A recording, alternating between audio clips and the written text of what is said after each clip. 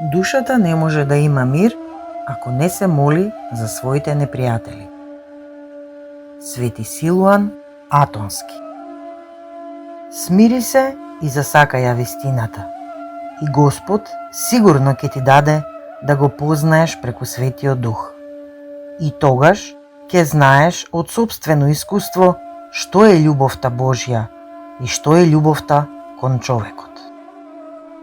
Има малку љубов, има просечна, има совршена љубов. Кој се плаши од гревот, го сака Бога. Кој е посветен, сака повеќе. Кој има светлина и радост во душата, тој љуби уште повеќе. А кој има благодат и во душата и во телото, тој има совршена љубов. Таква благодат им беше дадена од Светиот Дух на мачениците и со неа тие храбро ги издржаа сите маки. Кој би можел да зборува за небото? Како е таму? Само оние кои го познавале Господ и неговата љубов кон нас во Светиот Дух можат да зборуваат за небото.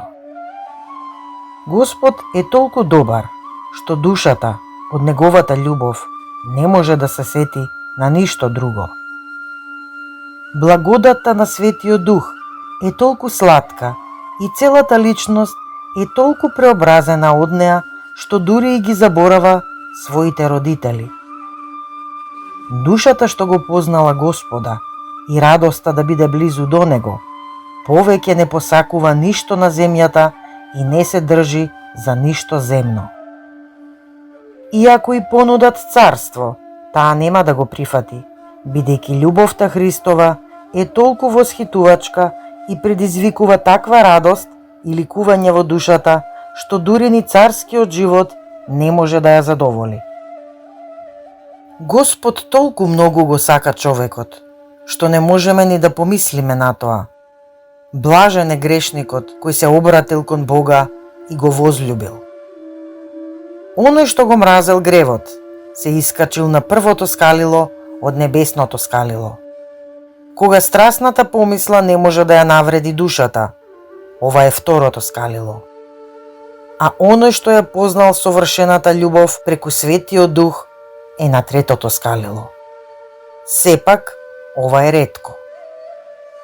За да ја достигнеме љубовта Божја, мора да го држиме се што Господ заповедал во Евангелието.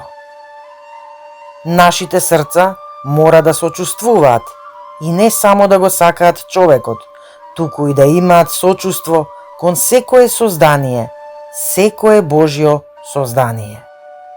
Ете, зелен лист на дрвото, а вие го отсекувате без причина. Иако не е грев, сепак, како да го кажам, предизвикува сожалување.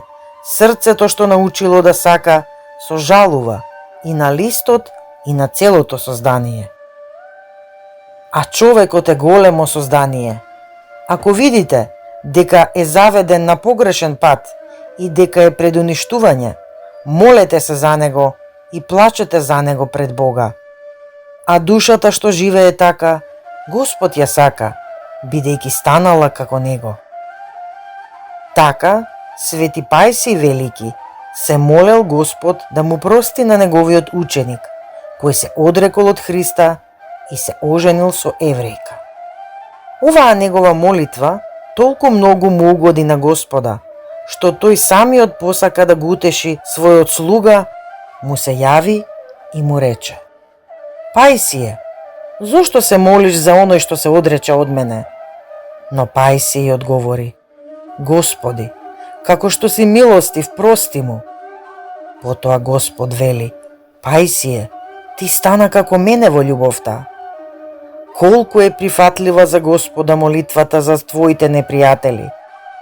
Душата не може да има мир, освен ако не се моли за своите непријатели.